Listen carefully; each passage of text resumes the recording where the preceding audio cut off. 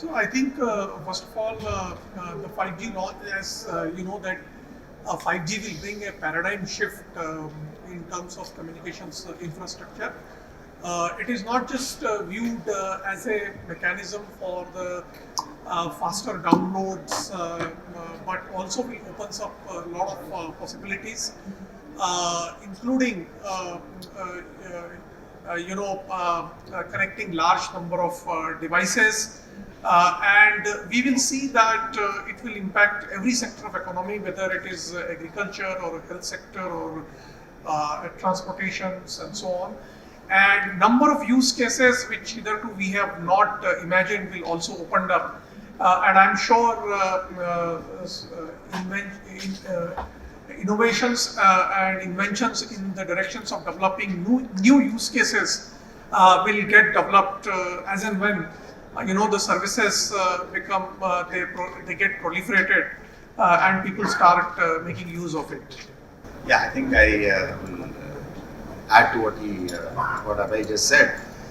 We just have to think about what 4G has done ever since it came in a big way in the country around 2015-16.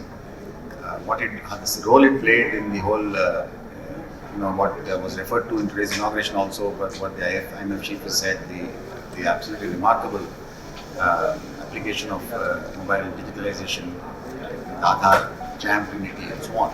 But even what we were able to do during the pandemic. So what we are going to see, as Mr. Abhay just pointed out, is really new use cases that use the low latency feature of 5G, the huge bandwidth which will accommodate AR, VR applications. So people are going to innovate, use digitalization to actually solve major challenges that we face in our growth, enable new services to reach the corners of the country partially remotely or fully remotely, enable better education, reach again. So the reach, the penetration, everything will be sought to be improved in agriculture using drones.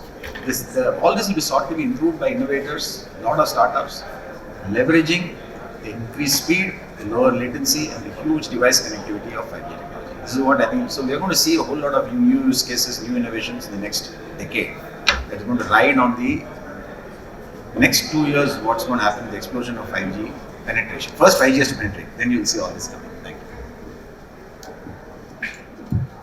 This 5G will be the basic building block for Industry 4.0, and I'm sure it is going to create a major industry revolution.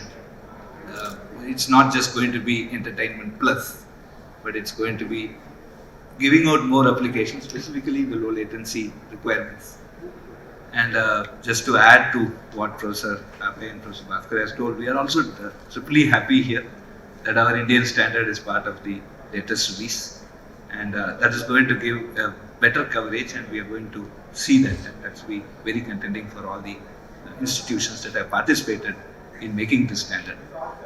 And importantly, we are also going to see a massive change in the way higher education is going to happen. We have been doing very well on the online education. Corona has taught us how to do online education. It has been our guru. Now we will see more immersive learning, more virtual reality, augmented reality coming up in the higher education spectrum also. Down the line, as IITs, we will now take up a grand challenge in India, wherein we would like to find out 5G use cases specifically to Indian ecosystem, the Indian context. So we would like to have a hackathon sort of things in a very near future. I think the ministry also is very much supportive of that, and that will be something that I want you to carry as a message back to the industry and the student and the entrepreneurship in startup community. Thank you. So I just have one more question. Just when we speak about 5G and you touched upon it, how does it lend itself for better use in education delivery, and since NEP emphasizes so much on digitization, etc.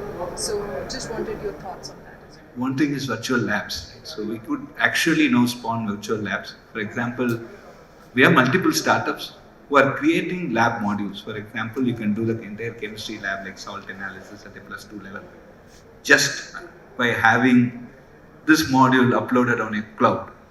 And then you have a goggle at home connected through Bluetooth on your laptop and just access that cloud module, and then you actually create a lab infrastructure and you can train them.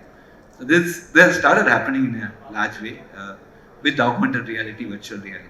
Now to take it to the masses, we need that bandwidth. We also need low latency, right? So for example, you take a tube and you're trying to pour water. No, water should not pour 10 minutes after that. So you need that real latency requirement. I think this is one very important immersive learning experience that 5G is going to